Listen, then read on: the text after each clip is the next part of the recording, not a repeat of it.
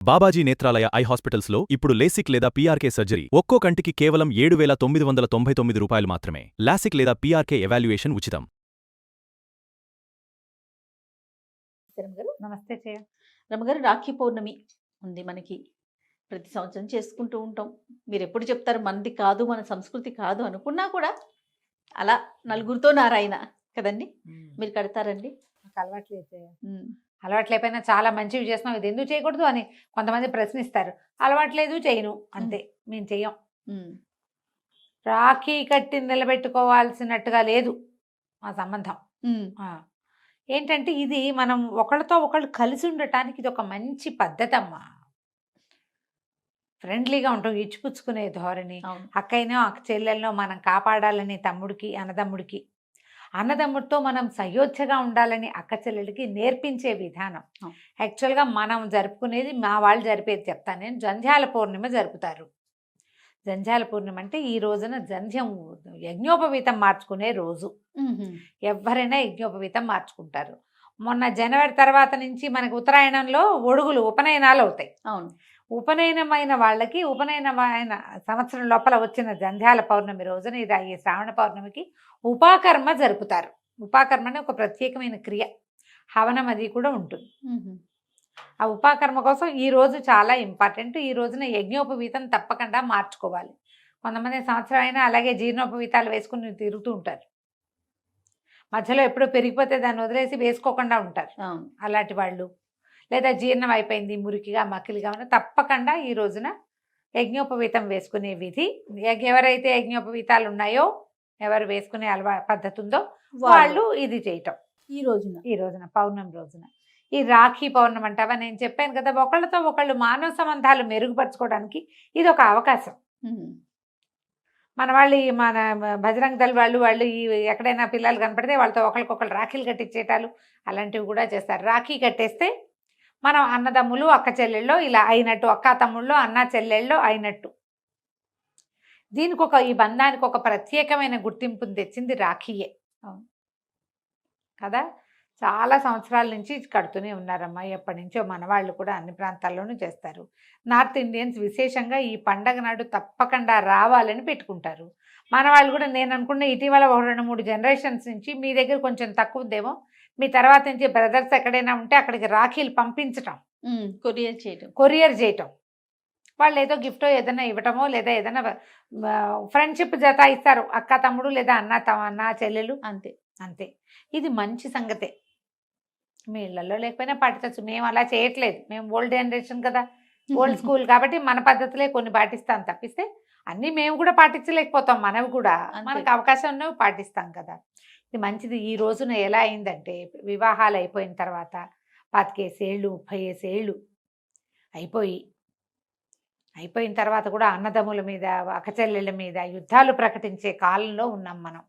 కొంత డబ్బులను, కొంత బంగారమును, కొన్ని రకాల ఆస్తులను, హక్కుల కోసం పోరాటం, ఈ కోర్టు దాకా వెళ్ళటము. మనం ఇట్లాంటివి ఏమైనా చేస్తే మన ఇంట్లో పుట్టిన పిల్లలు ఎలా ప్రవర్తిస్తారు అనేది ఒకళ్ళతో ఒకళ్ళు, మన పిల్లలు సయోధ్యగా లేకపోతే మనకు కుదురుతుందా? మనకు కుదరదు. మన పిల్లలు సయోధ్యగా ఉండాలి. మనమేమో మనతోటి వాళ్ళతో అన్నదమ్ముల తోబుట్టువులతోటి సయోధ్యగా ఉండం. ఇది మంచిది కాదమ్మా. ఈ కాలం చెడు కాలం వచ్చేసింది.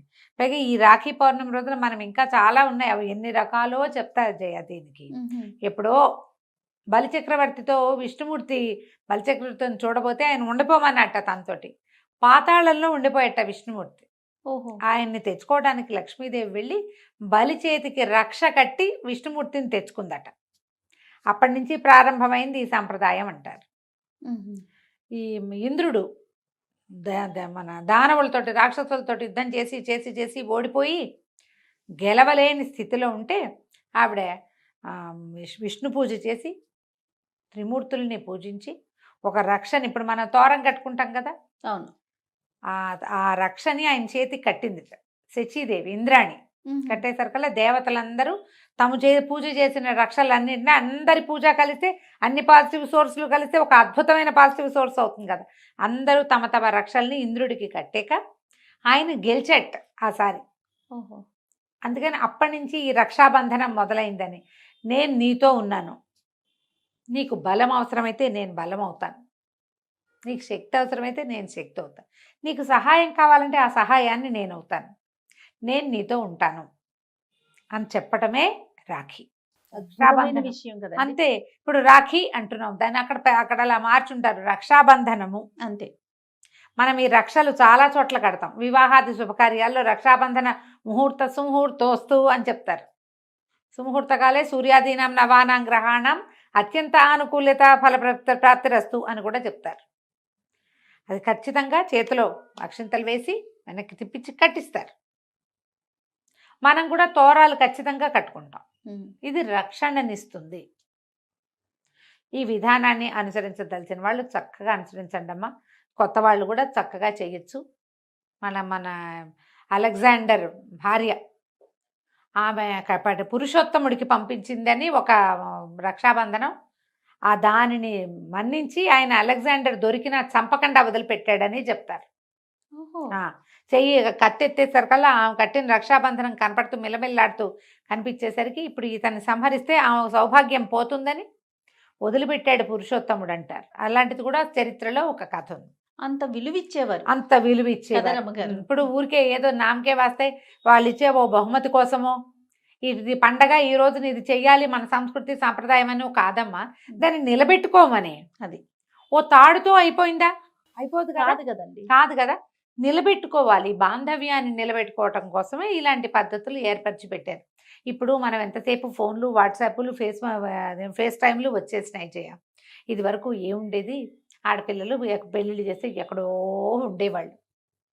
అసలు వాళ్ళ ఇంటి నీళ్లు కూడా తాకూడదు పుట్టింటి వాళ్ళు అనేవాళ్ళు తెలుసా. ఆడపిల్లల ఇంటి నీరు కూడా పుట్టింటి వాళ్ళు తాకూడదు. కొన్ని ప్రాంతాల్లో అట్లా ఉన్నాయి, పురుళ్ళకి పుణ్యాలకి పంపేదిలే, ఏం లేదు. ఈ రక్షాబంధనానికి తప్పకుండా అన్నదమ్ముడు వచ్చి ఎంగిలి పడ్డము అలా ఉండేది. అందుకని కూడా ఇది పెట్టారు. పుట్టింటికి రావటానికి ఒకసారి వెళ్ళి మంచం చూసి రావటము, అలాంటివి మొహం చూపించి రావటము. ఈ సిద్ధాంతాలన్నీ ఎందుకు పెట్టారంటే ఈ పిల్లలకి ఇంకో దారి కనపడాలి కదా పాపం. అంతేగా. అన్నదమ్ములతోటి సౌఖ్యం కొంత. అప్పుడేంటిది, పైగా ఇంకో ప్రాబ్లం ఉండేది. అప్పుడు ఆడపిల్లలకి ఏం పెద్దగా ఇచ్చేవాళ్ళు కాదు చేయ. పెళ్ళిళ్ళు చేసి 8 ఏళ్ళకి 10 ఏళ్ళకి పెళ్లి చేసి పంపించేసేవాళ్ళు. వాళ్ళకి ఏటా ఎంతో కొంత బహుమతి తమ పుట్టింటి నుంచి లభించడానికి కూడా ఇది ఒక అవకాశంగా ఉండేది. ఇప్పుడు మనం ఏముంది, మన పద్ధతులు అట్లా లేవు కదా, మనం నిరంతరం కలుస్తూనే ఉంటాం.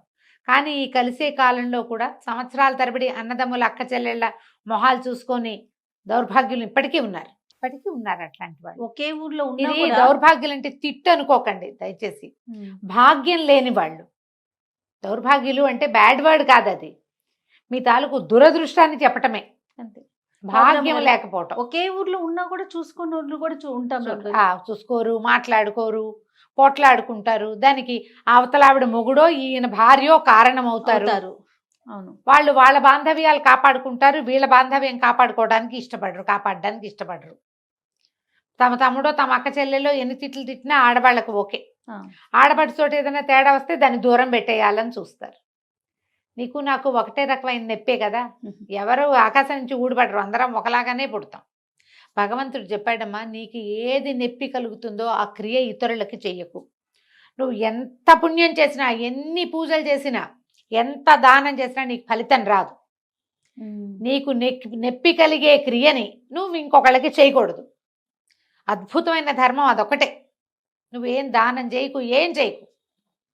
కానీ అయ్యో నాకు బాధగా ఉందంటే వాళ్ళకు కూడా బాధగా ఉంటుంది, వాళ్ళని పని చేయకూడదు అని మానేయాలి. అది నిన్ను కాపాడుతుంది. ఈ కుటుంబాల్లో ఎలా వచ్చేసిందంటే ఏమిటో డబ్బులు కట్టుకుపోము సాము. మనమన్నే చూసాం 4-5 ఏళ్ల క్రితం ఎందుకు చచ్చిపోతామో తెలియకుండా పుసుకుని చచ్చిపోయారు ఎంతమందో. అవునండి. కారణం తెలియకుండా పోయాం కదా, ఇప్పటికీ పోతున్నాం. మర్చిపోతాం కదా, మర్చిపోతున్నాము. మర్చిపోతే ఎట్లా? ఒక్కసారి కనుక తప్పిందంటే భగవంతుడు ఇది మన మీద నుంచి ఆయన చేయి తీసేస్తే గోవిందోహరి మన సంగతి. ఈ డబ్బులో ఇవో ఏముంది, బతుకున్న నాళ్ళు ఇప్పుడు అసలు 2, 3 ఒకళ్ళు ఇద్దరే కదమ్మా. అన్నదమ్ములు అక్క చెల్లెల్ని కాపాడుకోపోతే ఎట్లా? ఒకళ్ళ కోసం ఒకళ్ళు ఎంతో కొంత ఉండాలి కదా. వాటి కోసం మెటీరియలిస్టిక్ థింగ్స్ కోసం ఎక్కువ పాకులాడకండి. ఒకవేళ అది అలాంటిది ఏదైనా మీ మధ్య ఉన్నా తమ్ముడే, పేకాటే. వ్యవహారంగా ఉండనండి, బాంధవ్యాన్ని బాంధవ్యంగా ఉంచుకోడు. అది దానికోసం కొట్లాడుకుని ఇవి తెగొట్టుకోవద్దు. దానికి ఆసరా ఇచ్చే పండుగే మన రాఖీ పండుగ. మీ వీలున్నట్టుగా జరుపుకోండి. అన్నదమ్ముడు ఎవరైనా ఉంటే వాళ్ళకు కొంచెం చక్కగా బొట్టు పెట్టి ఓ స్వీట్ ఏదైనా పెట్టి ఈ రాఖీ కట్టి ముందు వెనకాల మీ ఇంట్లో హారతి ఇచ్చి ఎలా చేస్తారో అలా అట్లా చేయండి. టీవీలో యూట్యూబ్లో చూడండి ఎలా చేయాలో బాగా చూపిస్తారు.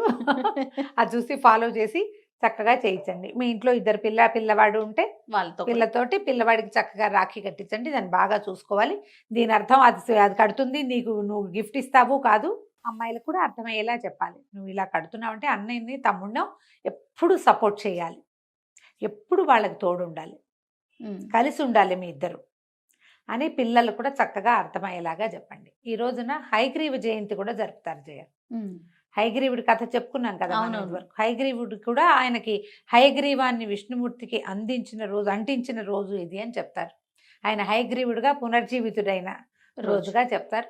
మనం ఏదైనా జ్ఞానానందమయం దేవం లాంటి చిన్న శ్లోకాన్ని చదువుకుని హయగ్రీవ ఆరాధన కూడా చేసుకోవచ్చు. జంధ్యాలు మార్చుకునే వాళ్ళు ఎలాగో మార్చుకుంటారు కదా. మీ పద్ధతుల ప్రకారం రాఖీ పండుగను జరుపుకోండి. ఎవరైనా కజిన్స్లో వాళ్ళలో స్నేహితులు ఉంటే ఈ రాఖీలే కట్టాలని అనుకోకండి, కుదిరితే చేయండి. లేకపోతే చక్కగా ఫోన్ చేసి hi brother how are you, hi sister how are you అని చిన్నవి 4 మాటలైనా చక్కగా మనసు విప్పి మాట్లాడుకోండి. స్నేహాన్ని పెంచుకోండి మీ మధ్య. నమస్తే. నమస్తే.